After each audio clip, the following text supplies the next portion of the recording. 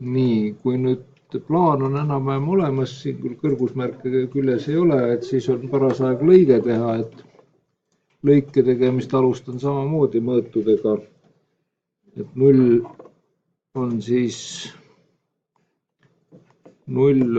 selle koha pikenduse peal siin ja hakkan siis panema alguses ülespoole siin müürlati alla on 2270. Nii. Ja nullist allapoole on siis maapind, kui ma nüüd siit õigesti aru saan, siis on see 250.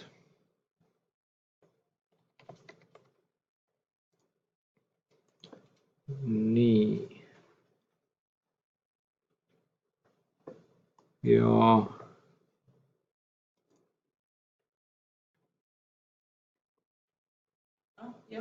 katsume siis selle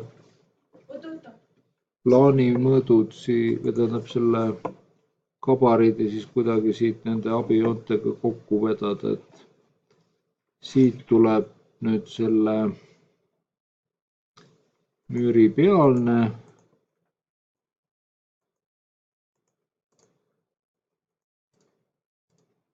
see ulatub maapinnani ja siis läheb kuni selle müürini siin, siis see müür on okei, selle jaoks mul on vaja eraldi mõõtu, siin näitab, et on 310 on nullpunktist kõrgemal, praegu siis ei tee, paneme kõigepealt siia mõõdu, see on siis 310 nullpunktist, nii mõõt oli viltu, siis ta ei tee õigesti, et 0 punkt ja paneme ikka otse, siis tuleb õige 310. Nii, et siit läheb siis see polujoon edasi ja müüri paksuse saame siis siit ja väljapoolt on siis ta suvaline, mis ta kõrgus seal on. Nii et meil on siis nüüd siin olemas selline ristlõike alge ja akna asukoha me saame siia ka märkida, et akna asukoha, tähendab akna kõrgus oli siin mõõdetud 520, ma saan aru, jah? Et aken algab siis 0 kõrguse pealt, nagu me seal vaatasime, 520. Nii. Ja võib siis akna joonistada siia ristkülikuga. Üks nurk on meil olemas, teise nurga saame niimoodi, et siit abijoon ja siit abijoon, jah. Noh, väljanägemise järgi tundub, et mingi mõõt peaks olema nüüd väga vale. Pärast peab minema mõõtma, milline mõõt seal vale oli, sest see aken selline mul küll meelde ei jäänud sealt.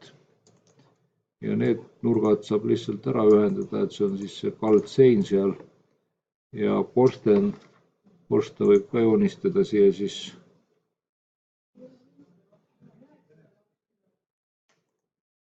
No nii, see on juba nüüd jah, käekirja viga siis, kellele tuleb noomitust teha. Et ütlete, et 920, jah.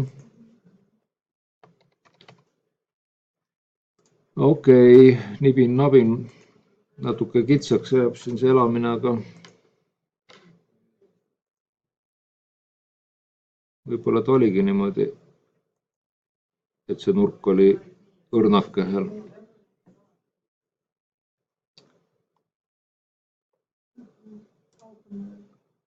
No siis peab midagi seal kontrollima, aga noh, tõenäoliselt see ei ole praegult elu ja surma küsimus.